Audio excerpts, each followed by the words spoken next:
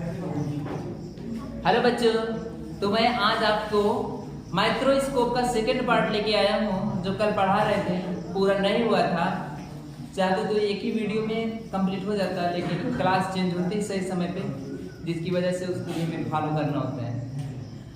एक तरीका और हो सकता है, आज के बाद ऐसा नहीं होगा, मैं 2 वीडियो को एक दिन जोड़ के एक में डालेंगे। ये ज़्यादा अच्छा रहेगा ताकि एक ही बार में क्लियर हो जाए। कोशिश ये करेंगे उसको डिलीट मार के हम दोनों के एक साथ ताकि कंप्लीट हो जाए। चलिए शुरू करते हैं। माइक्रोस्कोप जहां तक कल हम बताए थे जस्ट उसके आगे से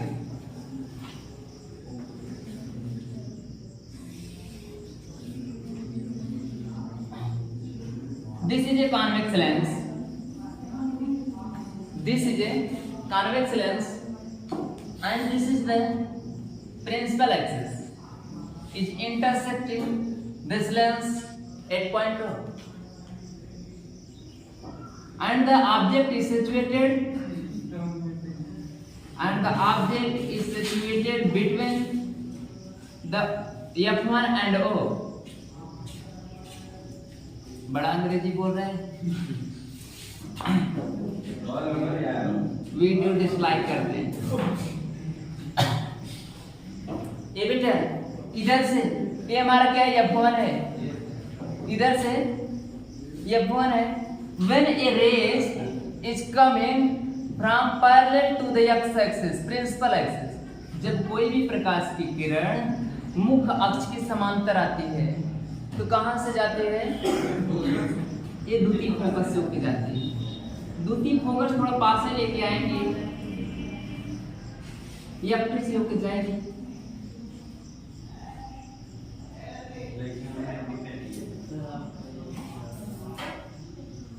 ठीक है। और एक ray of light in passing through the optical centre, एक ऑप्टिकल सेंटर से पास हो रही है, एक ओ से पास हो रही है। अच्छा ये बेटा एक बात बताइए, यहां से अगर कोई प्रकाश की किरण ऑप्टिकल सेंटर से होकर जाएगी तो जैसे जाएगी वैसे फिर वापस भी चली जाएगी।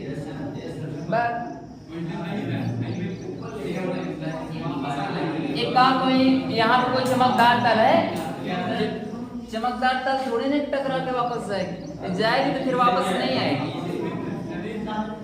है ना। इधर से ये देखेंगे यहाँ पे क्या है, ये हमारा डाइवर्जेंट है। डाइवर्जेंट मतलब हाँ अपसारी, मतलब फैल रहा है, कभी मिलेगा नहीं। कॉन्वर्जेंट एक ही स्थान पे गदड़ कर देगा, कलेक्ट करके एक बिंदु पर केंद्रित कर देगा, ठीक है। अच्छा इधर तो कहीं इमेज बनेगी नहीं, इधर तो कहीं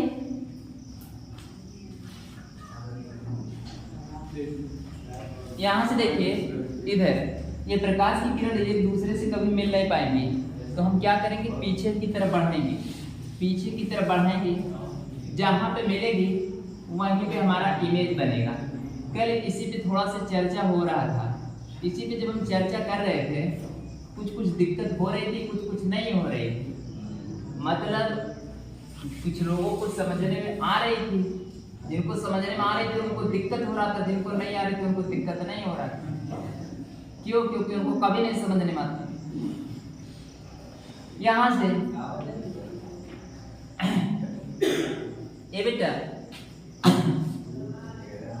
जिनको दिक्कत नहीं हो रही ना, समझ ले गड़बड़ है, दिक्कत होनी चाहिए। देखिए यहां से इसको हम क्या माने थे, एच माने थे। कल हमने मैग्निफिकेशन आई बाई ओ को डेरिवेशन कर दिया था, H I by H O. यहां से इसको हम क्या मानेंगे, ये वाले डिस्टेंस को क्या माने थे, यू ई माने थे, और यहाँ पे हमने आंख रखा हुआ था, ठीक है। यहाँ पे हमने आंख रखा हुआ था। ये बेटा इसको हम क्या माने थे, बीटा, बीटा, ठीक है। इसके आगे से आगे बता रहे हैं, यहां से देखिए जो बीटा है इसको हम क्या लिख देंगे, tan बीटा बराबर, देखना इस त्रिभुज में ओ एम के में, ऐसे देख लीजिए त्रिभुज ओ एम के में, देख रहे हैं ओ एम के में tan बीटा बराबर क्या लिखेंगे बताओ, tan बीटा ओ एम के में, अरे बोलो मान H O why U A, ये समीकरण नंबर 1, ठीक है। tan बीटा आ गया, tan अल्फा की तरफ बढ़ते हैं, और tan अल्फा हम आपको बताए थे, tan अल्फा क्या होता है, tan अल्फा वो होता है जो किसी बिना इंस्ट्रूमेंट के, बिना किसी यंत्र को खुली आंखों से वस्तु का प्रतिबिंब सबसे बड़ा देख सकते हैं, है ना। उस समय जो एंगल हमारे आंखों पर बनता है वही अल्फा है। तो मतलब खुली आंखों पे हम सबसे बड़ा प्रतिबिंब कब देख सकते हैं, 25 सेंटीमीटर की दूरी पर। तो 25 सेंटीमीटर की दूरी पर मान लीजिए कि अल्फा का इससे कोई लेना देना नहीं, अल्फा का इस चित्र से कोई लेना देना नहीं है, कोई कंफ्यूजन नहीं रखेंगे। अल्फा बिना लेंस के हम देखेंगे, और लेंस अल्फा हमारा वही होता है जब हम अपनी खुली आंखों से किसी वस्तु को देखते हैं तो वस्तु का हमारी आंखों पर कितना दर्शन कोण बन रहा है, वही हमारा क्या होता है, अल्फा होता है। तो ये देखेंगे हमारे पास, और ये आपको पता है कितनी दूरी पर बनेगा, कैपिटल डी दूरी पर, ये आपको पता है, ठीक है, अल्फा बनेगा। और वस्तु यही रहती है ना, खुली आंखों से देखेंगे तो वस्तु छोट बड़ी हो जाएगी, खुली आंखों से देखेंगे वस्तु छोट बड़ी हो जाएगी, नहीं होगी। इसको हम ये जो ही रखेंगे, यहां से tan अल्फा निकालेंगे, tan अल्फा निकालेंगे कितना आएगा, ये जो भाई डी, समीकरण नंबर 2 हो जाएगा।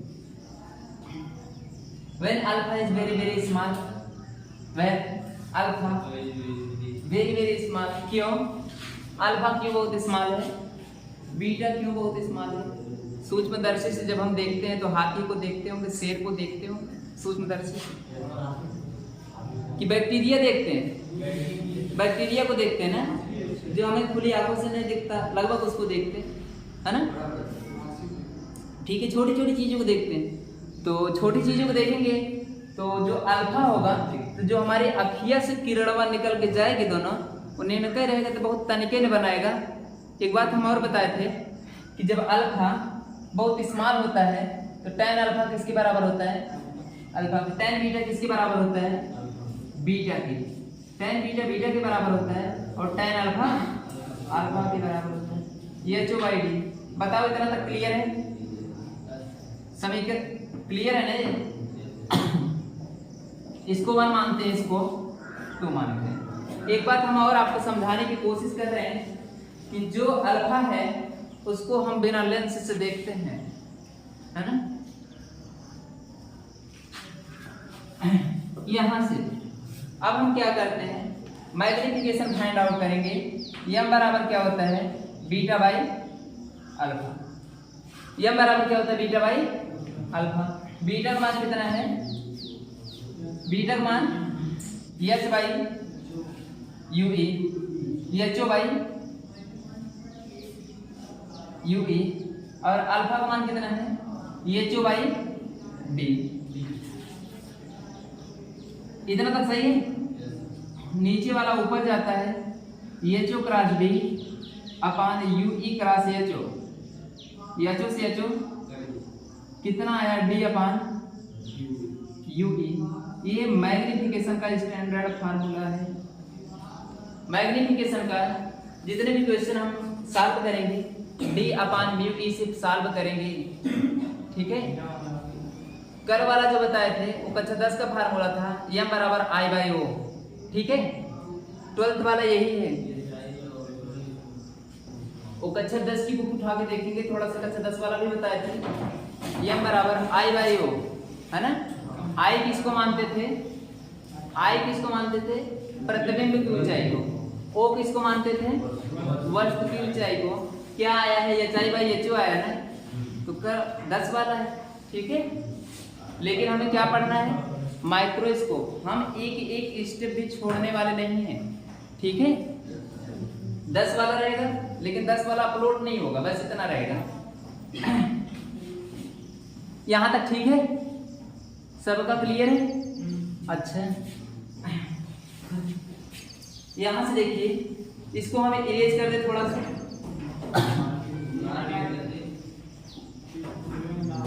नोट करेंगे, मैक्सिमम मैग्निफिकेशन, मैक्सिमम मैग्निफिकेशन। अच्छा एक बात बताओ, इधर सोचना है, मैक्सिमम मैग्निफिकेशन कब बनेगा? मैक्सिमम मैग्निफिकेशन कब बनेगा? अल्फा को चेंज करने से या बीटा को चेंज करने से? आए, बीटा को चेंज करने से। अल्फा को चेंज करने से क्यों नहीं बनेगा, कोई बताएगा? क्योंकि अल्फा में तो सब कांस्टेंट है, खुली आंखों से देखेंगे, है ना। आसपास दृष्टि की न्यूनतम दूरी पर बनाएंगे, है ना। और वस्तु थोड़ी ना बदली है, वस्तु को चाहिए बदलिए, खुली आंखों से देखो तो बदलिए, जितना सेंटीमीटर का रहे, बिल्कुल नहीं बदलेगा। मतलब अल्फा को नहीं चेंज करेंगे, किसको चेंज करेंगे? बीटा को चेंज करेंगे। और मैक्सिमम मैग्निफिकेशन कब आएगा? किसी भी वस्तु की सबसे बड़ी इमेज तब बनती है जब वह स्पष्ट दृष्टि की न्यूनतम दूरी पर बनता है। अब लेंसवा लगाए के हम चित्रवा के 25 सेंटीमीटर दूरी इमेज देखा, इमेजवा कितनी सेंटीमीटर दूरी देखा? 25 सेंटीमीटर दूरी देखा, सबसे बड़ा दिखाए हमें। ए वाली डिस्टेंस कितना हो जाएगा?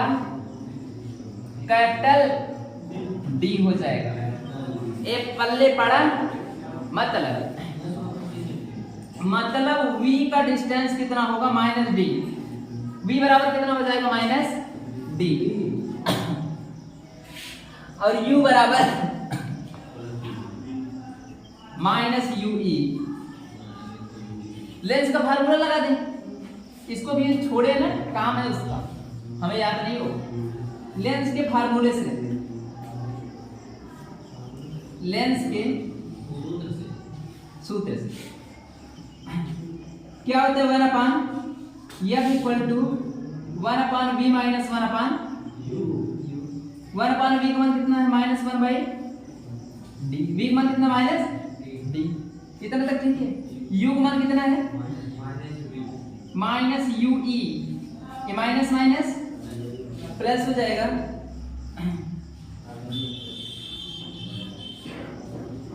One upon F equal to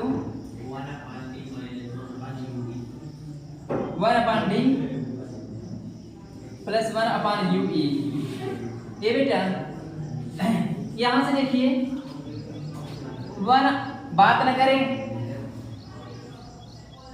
1/ue इसका जो मान आएगा 1/f प्लस 1/d। इतना तक ठीक है। मैग्निफिकेशन क्या होता है? ये मैग्निफिकेशन समीकरण नंबर 3 मान लीजिए इसको। समीकरण 3 से, समीकरण 3 से m बराबर क्या होता है? d by ue। इसको हम ऐसे लिख सकते हैं, d गुणे 1/ue। नीचे है ना, ue का मान कितना है? पुट कर दीजिए, 1/f प्लस 1/d।